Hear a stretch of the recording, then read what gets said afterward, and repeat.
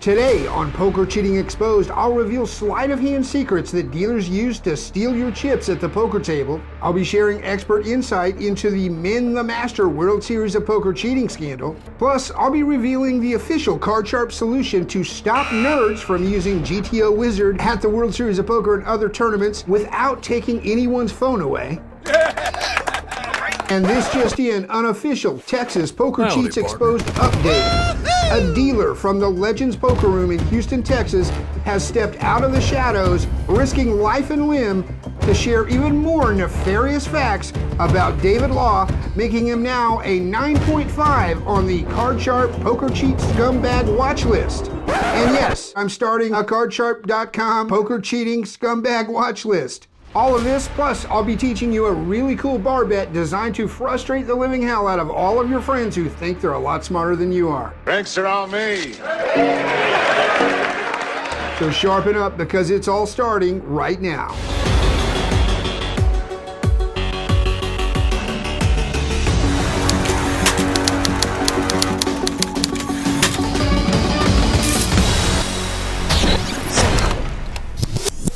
Hi Card Sharpers, I am Houston Curtis, and be sure to stick around to the end of the video because I'm going to tell you how to get your very own signed copy of my book, $1 Billion Hollywood Heist, the true story behind Molly's Game, that I founded with high-stakes poker player and actor Toby Maguire. So stick around to see how you can get your free copy signed. I am super excited to let you know that my channel is approaching 7,000 subscribers since I've been doing these cheating videos. So if you haven't subscribed yet, I would greatly appreciate it if you did. And while you're at it, be sure to bash the living hell out of the like button, ring-a-ding-ding the bell, so you never miss a chance to pick up some hard-earned knowledge my mother would call skills of a misspent youth. All right, here we go. Just about 11 days ago, a cheating story broke out about Min the Master, another cheating scandal with Min at the World Series of Poker.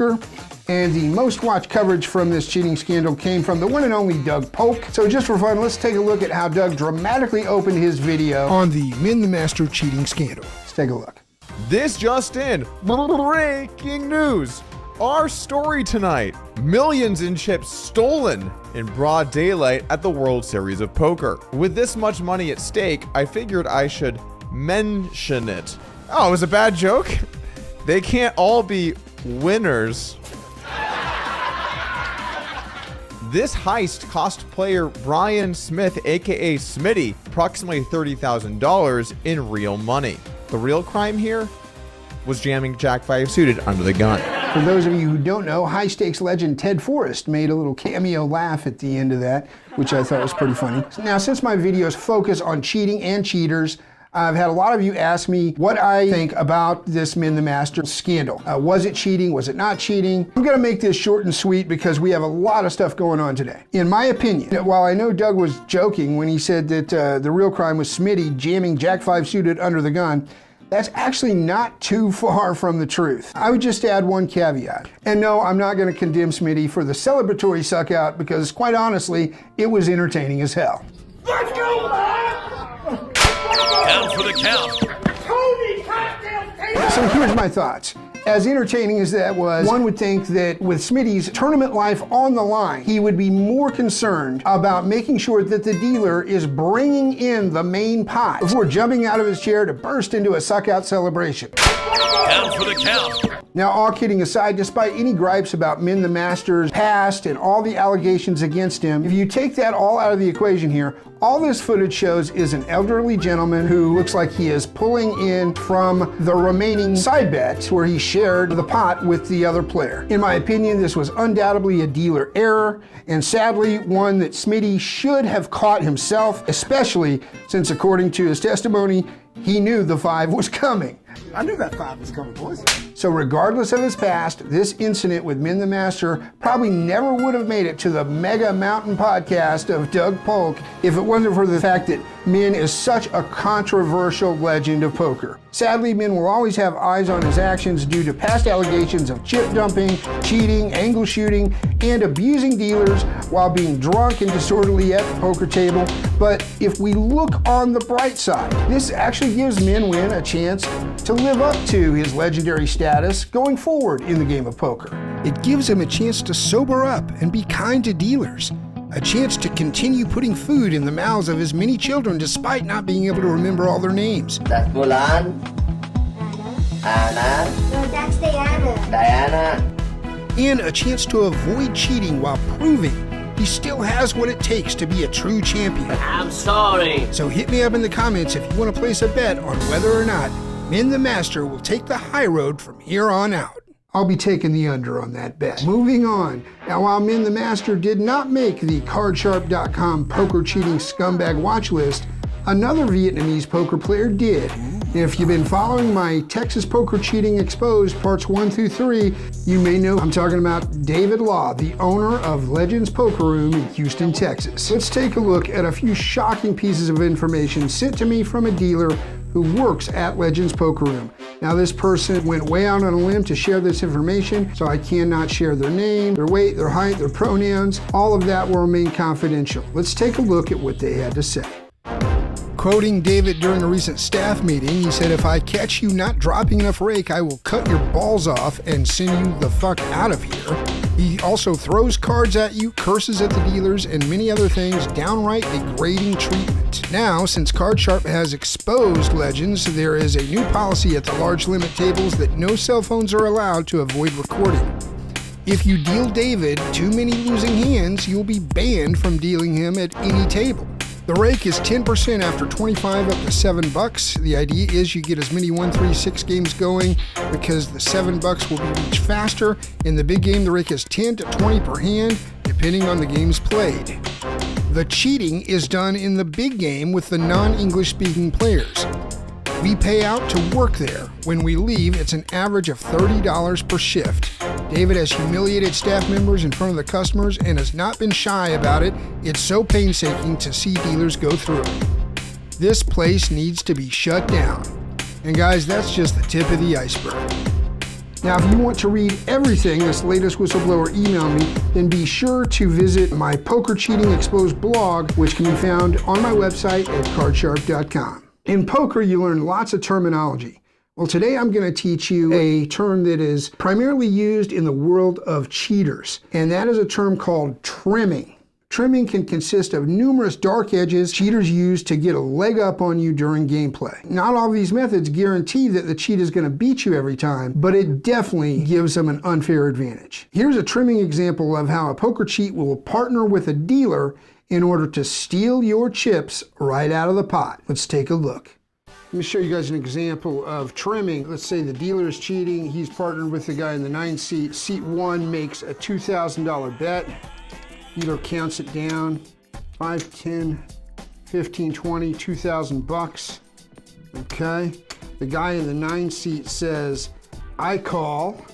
Dealer takes his chips, brings them in to match. All right. Pulls them down and pushes them in the pot. And just like that, the cheats have trimmed $200 out of a $4,000 pot. Let me show you how they did it. Let's start by examining the amount in both of these stacks, and we will see that what started out as a legitimate $2,000 stack now only has $1,900, and the cheating player's stack has $1,900. How is this possible? Well, let's take a look. The victim started out with $2,000, okay? Our villain, who is aligned with the dealer sitting in seat 9, put out $200 less, knowingly shorting the pot. So when the dealer counts out their chips, 5, 10, 15, 20, and then brings them back up into a stack, and then they go to get these chips, they have palmed off one of the $100 chips. As you can see here, the victim's $2,000 stack loses one chip by a palm, and then the cheating dealer places that palm chip on top of the short stack, making both stacks only $1,900 each, trimming a total of $200 out of the $4,000 pot. Doesn't seem like a lot, but over time it adds up. And the protection tip here is the dealer should never cap or palm a chip stack. As you'll see here, the shot on the left shows the wrong way to do it with the palm on top, and the shot on the right shows the proper way to pass chips, one finger only on the top. And just remember, guys, that sleight of hand with coins has been around a lot longer than sleight of hand with cards. Keep your eyes open and stay sharp. A new version of what cheats would consider trimming would be using an app like GTO Wizard at the table. While it may seem innocent enough, guys, real-time assistance during a game, whether it is live or online, in my opinion, is definitely cheating. Now, a while back, this became a point of discussion when famed tournament director Matt Savage reached out to his followers asking, what would you think about playing in a poker tournament where phones were not allowed? Matt's question sparked a lot of debate, and while I personally wouldn't have a problem with it at all, truth is our phones have become such a huge part of our daily lives that I think such a request at this point is simply unrealistic. Even in the live streams I produced where we had to take the phones away and pioneered the idea of putting them into a lockbox during the stream, the players did it because they had to, but they hated it.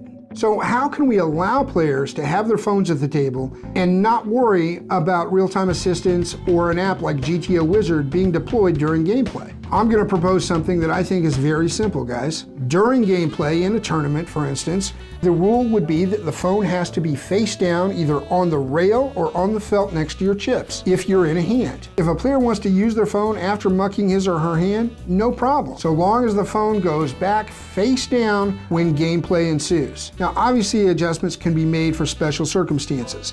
If a vlogger like a Brad Owen or an Andrew Nemi or a Johnny Vibes wants to vlog at the table, they should be allowed to do so, but there should be a procedure. Perhaps they would sign some sort of industry standard agreement with the card room, stating that there would be no nefarious use of RTA applications, no texting during hands, no scumbaggery whatsoever, giving vloggers the ability to still create the great content that we all love to watch. But aside from that, phones go down during the hand, period. Tournaments can then employ a warning, a timeout, or a penalty should a player get caught not following the procedure. But let me know in the comments what you think of this idea. I look forward to your thoughts. All right, guys, now it's time to have a little fun. To truly understand how a card hustler thinks, you gotta learn a few hustles of your own. So each time I release a poker cheating exposed video, I'm gonna teach you one sleight of hand hustle that you can perform on your friends without fear of turning to the dark side or becoming a poker cheating scumbag. So I'm gonna start off with one of my favorites. This is an innocent little card hustle you can perform with your buddies. Say you're out at a bar and all you need is a deck of cards and a friend who thinks he's a lot smarter than you are. All right, you start out just by spreading the cards. You tell your friend to stop on any card, and he'll tell you where to stop, and then you're going to out-jog the card that he stops on and show it to him. He sees it, you don't. Then you're going to hand the deck to your buddy, ask him to shuffle it. He can give it a few shuffles, and after he's done, you want him to hand the deck back to you. You say, I'm going to start turning over cards, and whatever you do, if you see your card, do not let me know that you've seen it. Give me no reaction.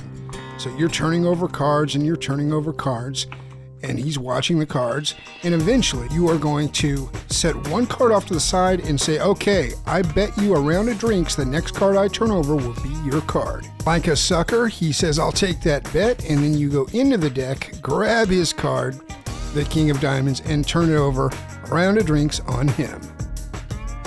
And this is done by forcing a card or making the sucker pick a specific card. And here is how we do it.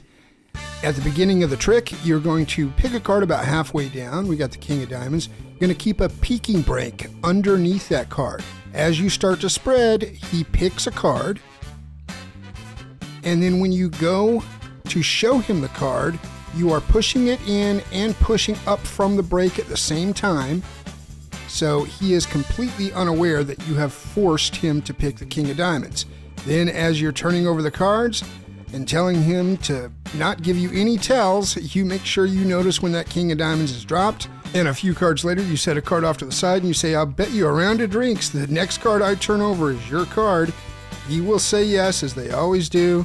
You go into the pile of discards, turn over his King of Diamonds, and then you call for the most expensive scotch the bar has to offer. Bottoms up, baby. All right, guys, so if you would like a free copy of my book, $1 Billion Hollywood Heist, that is signed, all you have to do is three things. A, I need you to subscribe to my channel. B, like this video. And C, go into the comments and in all caps write free book. And then after that, give me a comment or a suggestion on something you would like to see in the future. Either something you would like to learn, something you would like to discuss in relation to the poker cheating universe. And after I hit 7,000 subscribers, I will scour the comments, pick out the best three, and I will sign a book and send it to each one of you. Now, if you want to purchase this book, you can obviously get it at Amazon or any bookstore, or if you want to purchase a signed copy, you can go to my website, Kardsharp.com. You can also buy a signed copy there. That's all for today, guys. I appreciate each and every one of you. Hope to see you back here next time for more poker cheating exposed and other Kardsharp videos where I promise to educate, enlighten, and entertain. Until then, this is Houston Curtis saying stay sharp, stay card sharp.